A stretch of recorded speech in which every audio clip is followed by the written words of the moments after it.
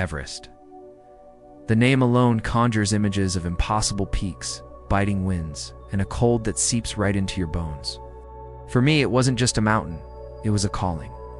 I'd spent years training, dreaming of standing on the roof of the world. But sometimes, the mountain has other plans. Sometimes it gives you a gift you never expected. I was on my final acclimatization climb, pushing toward Camp 3. The weather forecast was clear for the next 48 hours, a perfect window. As I approached a small, seldom-used supply hut, I heard it, a faint, almost imperceptible whimper, nearly swallowed by the wind. Inside, huddled in a corner behind a stack of empty oxygen canisters, was a small, shivering bundle of fur. A puppy. Up here, at over 21,000 feet. It made no sense. He was skin and bones, his fur matted with ice, his body trembling violently. He looked up at me with eyes that held a universe of fear and desperation. Leaving him was not an option. It would be a death sentence. I named him Nanga after another killer mountain. It felt fitting. I tucked him inside my down jacket, his small cold body pressed against my chest. I gave him some of my high-energy protein bar, which he devoured in seconds, and melted snow for him to drink. For the first time, I saw a flicker of life return to his eyes. My summit attempt was over. My new mission was to get this little guy down safely. We started our descent, but the mountain was changing. The sky, once a brilliant blue, had turned a sinister, bruised purple. The wind picked up, howling like a banshee, and the temperature plummeted. Within an hour, we were engulfed in a full-blown whiteout blizzard. Promised 48-hour window had slammed shut in a matter of minutes. Visibility dropped to zero. I couldn't see my own feet. The path was gone, swallowed by a swirling vortex of snow and ice. We were in serious trouble. My GPS was failing in the extreme cold, its battery draining at an alarming rate. Panic, cold and sharp, began to creep in. I knew I had to find shelter, and fast. My only hope was to dig. I found a slight depression beneath a rock outcropping and began frantically carving out a snow cave with my ice axe. It was grueling work. The wind tore at me, and the snow felt as heavy as concrete.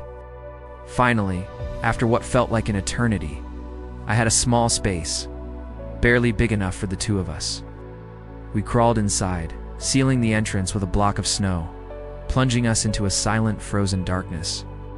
Inside the tiny cave, the immediate roar of the blizzard was replaced by an eerie silence, broken only by my own ragged breathing and the chattering of my teeth. The cold was a physical entity, a predator stalking me in the dark. I checked my supplies, little food, half a flask of water, and one very scared puppy. Nanga, warmed by my body heat and the relative shelter, had stopped shivering. He curled up against me, a small, trusting weight in the overwhelming dark. Hours bled into one another. I didn't know if it was day or night. The cold was relentless, seeping through my layers of high-tech gear. It started in my fingers and toes, a painful burning, then a creeping numbness. My movements became slow, clumsy. My thoughts grew sluggish, drifting like the snow outside. This is how it happens, I thought. Hypothermia doesn't scream, whispers you to sleep. I tried to stay awake, to move, to generate heat, but my body was shutting down. My shivering, once uncontrollable, started to subside, a terrifying sign. I was losing. I could feel consciousness slipping away, the darkness in the cave starting to blend with a deeper darkness in my mind. It felt almost peaceful, a siren's call to just let go, to rest. I remember mumbling something to Nanga, maybe an apology. I closed my eyes. And then, I felt a change, a pressure on my chest. Nanga, who had been curled at my side, had moved. He crawled directly onto my torso, draping his small body over my heart. He was no furnace, but he was warm. A living, breathing source of heat pressed against my core. It was just enough. His warmth was a tiny anchor in a sea of encroaching ice, a focal point for my fading consciousness. Every time I drifted, a lick on the face or a determined nudge from his head would pull me back, even for just a second. He was refusing to let me go. He spent the entire night like that, a furry little guardian, a living hot water bottle, sharing his life force with the human who had saved his. He was repaying his debt, life for a life.